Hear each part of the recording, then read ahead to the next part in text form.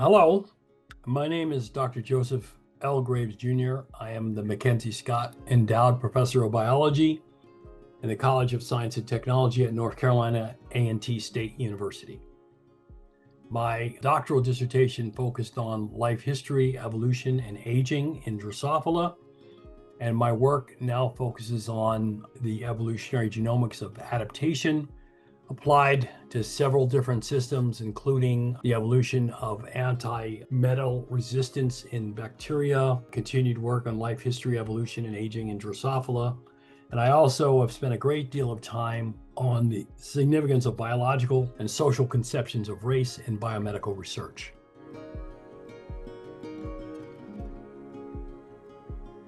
The most important accomplishment of my career was being the first person of African descent to earn a PhD in evolutionary biology, as well as then achieve an appointment, secure tenure, and finally be promoted to full professor at a Research One university.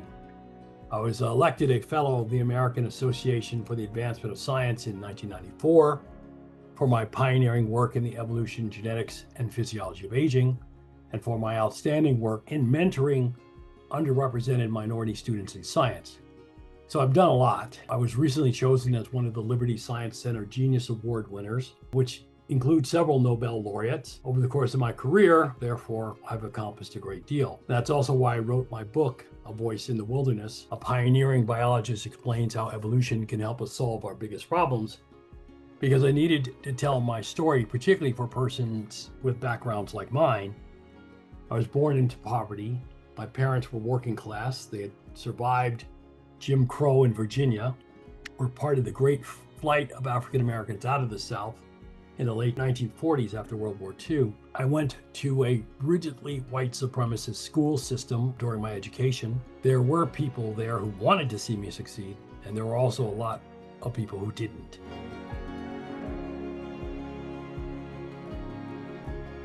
First and foremost was the issue of being a graduate student in historically white institutions, whose overall organization was designed to benefit persons of European descent. They really had little to no orientation to benefit people like me. So it was dealing with the hypocrisy of these institutions who were completely embedded in white supremacy. I'll start with my time at the University of Michigan. So I actually came to the University of Michigan on a National Science Foundation Graduate Research Fellowship, which was sort of new at the time. Everyone knew it was one of the most prestigious awards that a graduate student could win. And because I had no background or history or understanding of what higher education was like, I only applied to 2 PhD programs, Harvard and the University of Michigan. And I was probably the only person in history to have a graduate research fellowship and be rejected by a graduate program. I received a letter from Harvard literally saying this: "Dear Mr. Graves, we find that your qualifications for attendance at Harvard University are entirely in line and consistent. However, we can find no faculty member who is willing to take you as a graduate student. Therefore, we are declining your admission." Now, what was shocking about this was that I spent a great deal of time talking to the renowned population geneticist Richard Lewontin about coming to Harvard to be his graduate student. And it turns out that by a quirk in scheduling, Lewontin wasn't able to attend the graduate committee meeting that was reviewing the applications of the students. So because Lewontin wasn't there to speak up for me, none of the other faculty there thought it was important enough to admit the first person of African descent to ever come with an application to their institution with an NSF fellowship. Well, it turns out for me that I actually benefited from Harvard turning me down, and Michigan was overjoyed in admitting me to their program. And of course, when I came, I ran into a lot of sentiment: well, you're only here because of affirmative action. So one of the faculty members took me aside one day and told me, in fact, that I had the highest graduate record exam scores of anybody they admitted that year. So it wasn't there because of affirmative action in any sense of the word. But that's again how we were treated. And at the time, in all of the STEM disciplines at the University of Michigan, there were only 5 African American students. And one of those students took his life in the first year. Now, I'm not ashamed to talk about the event, and I can understand why they took their life, because the amount of pressure we were under was large, not just to be outstanding students, but to be the representatives of our socially defined race. We couldn't hide. People could look at us and tell we weren't white, and therefore everything in that society, all of the misconceptions and stereotypes and bigotries concerning race fell on our shoulders all the time. So I failed, flunked out of the University of Michigan. And it wasn't because I couldn't do the work. It was because I was active in struggles for social justice on that campus, including helping to get the University of Michigan to sign its negotiated contract with the Graduate Employees Organization, making GEO the first recognized graduate student in the country. And a lot of that, bringing Michigan to the table to sign that contract, was my work, and work that I never got credit for. Also helping to organize the second Black Action Movement.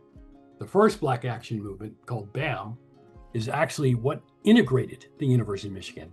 And this occurred in 1975 or 76. But it wasn't students, it wasn't graduate students, it wasn't faculty. So there was a strike by Black employees at the University of Michigan, the few students there were and their supporters, which really forced the university to start taking steps to actually seriously recruit African Americans to come to the university, including the persons that was not able to finish because of taking their own life. And there were even fewer Black faculty in STEM. And so we organized demonstrations, and as a result of them, got the university to move on improving its recruitment, particularly of faculty and graduate students. But that work resulted in my simply not going to class anymore.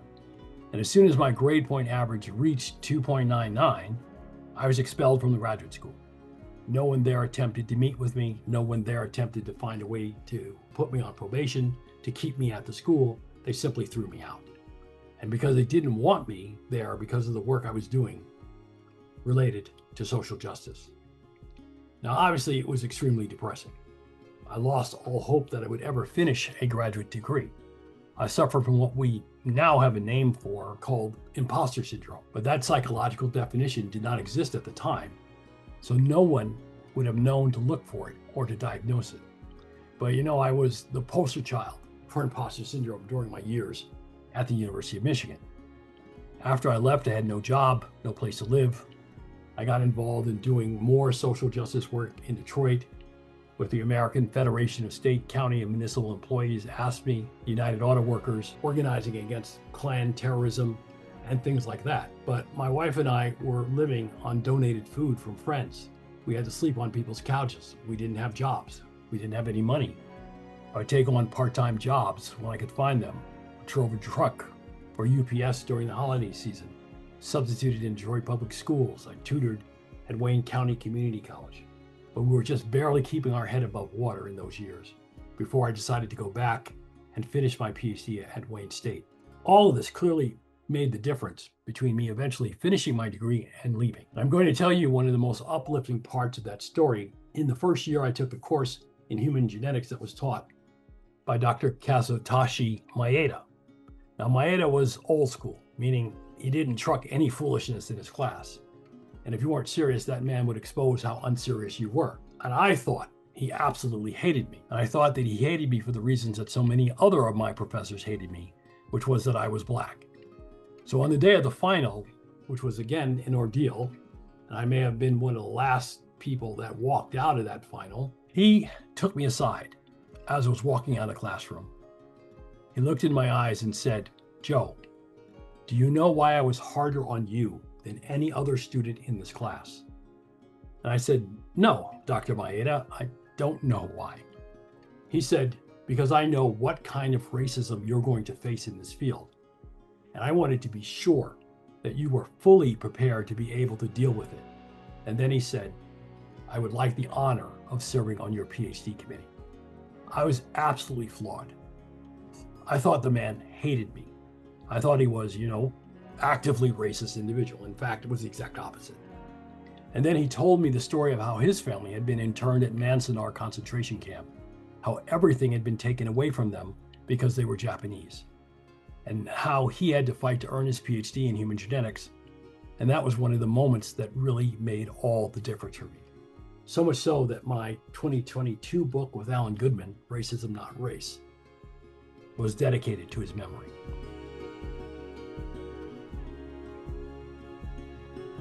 I did all the maladaptive stuff. The psychological pain is hard to describe unless you've gone through it.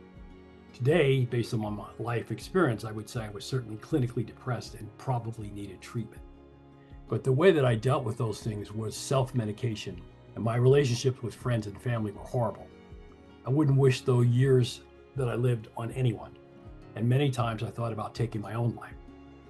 I'm not thinking about that now because I'm really successful, and I managed to successfully navigate those things. But it was the hardest thing I ever did, by far. And if you were to flip a coin in hindsight with the probability that I survived and earned a degree, it's entirely by chance. I don't think I had any particular strategy which allowed me to achieve this, other than just the grit and the courage and the determination not to give up. Because even when I went to Wayne State my first year, I had a really hard time getting back into graduate work. And it was a very fateful day after I'd spent a year not going to classes and I had good grades. The professors knew that I was really smart, and there was no doubt.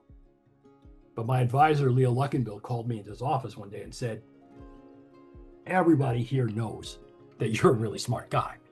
But if you don't get in the laboratory tomorrow and start working on your thesis research, I'm going to cut you loose. So I literally, within 24 hours, had to face my deepest demons. I had to face down imposter syndrome. I had to come back to my professor the following day with a thesis proposal. And I did it within 24 hours because I said, okay, this is entirely up to me now. And I refused to back down. I faced off against myself. I did the work. I came in, I gave him a proposal, and I had designed the experiments literally overnight and started them the next day. And the rest, they say, is history. Of course, if I knew what I knew now, I would never have put myself through that pain, and I wouldn't have put the people around me who cared about me, including my professors, through the pain that I made them experience. Because now, as a mature adult who has achieved the things that no one or very few people thought that I would achieve, I could look back with 20/20 hindsight and have done things entirely differently. And I would have been able to recognize the things that I was doing that were maladaptive and that were being placed there by myself. And again, not to underscore or to dismiss the animosity and resistance to me earning my PhD because I was Black, because there was that. But its power was exponentiated by my own maladaptive behavior. So if I had jettisoned that, all of the resistance in me would have been easily overcome. And that's the advice I would give to young students who are going through what I went through, is to identify the roadblocks you are creating in your behavior. Do things that are good for you.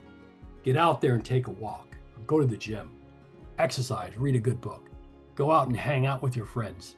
You could go to church. I mean, if you're a person of faith, there are so many things I would have done back then that would have made things so much better, and I just didn't understand.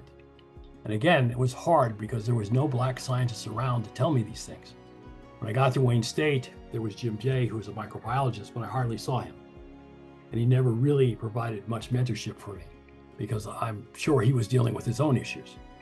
And the thing I do now with our graduate students is that I am that voice from the wilderness because I survived it. And I help them to not fall into the traps that I did. And my research group, colleagues I work with, produce more Black women with PhDs in microbial evolution than the whole country has. In the last 5 years, we produced 5, and we've got 3 or 4 more in the pipeline coming up right now. The rest of the country hasn't done this. And again, it's because I survived and I understand what the negative forces are that you create for yourself, so that I'm such an effective mentor for these students who are now working on their PhDs now.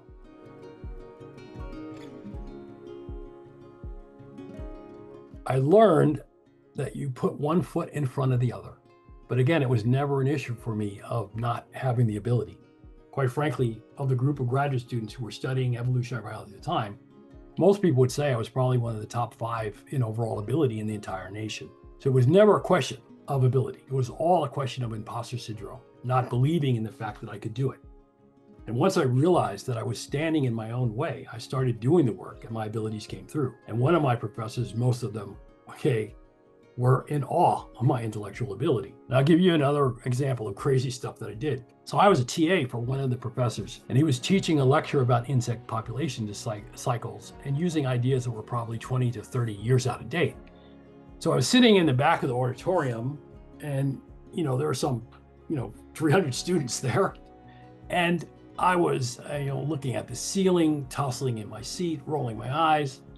And the professor saw this, and finally he said, observing my disrespectful and rude behavior, "Well, Mr. Graves, if you think you understand this material better than I do, why don't you just come down here and take over the lecture?" And of course, I stood up, walked down the aisle in the middle of the auditorium, and back then we didn't have PowerPoints, we didn't have whiteboards, we had overhead transparency. So I walked down there, took the pen from him, moved the transparency to a clean page, and then gave the lecture from scratch, with no notes, no preparation. When I finished, he was floored. And after the lecture was over, he asked to be on my PhD committee. So again, for me, it was never a question of ability. It was simply me recognizing that I had placed all of these impediments in front of me to prevent me from the work that I was really entirely capable of doing.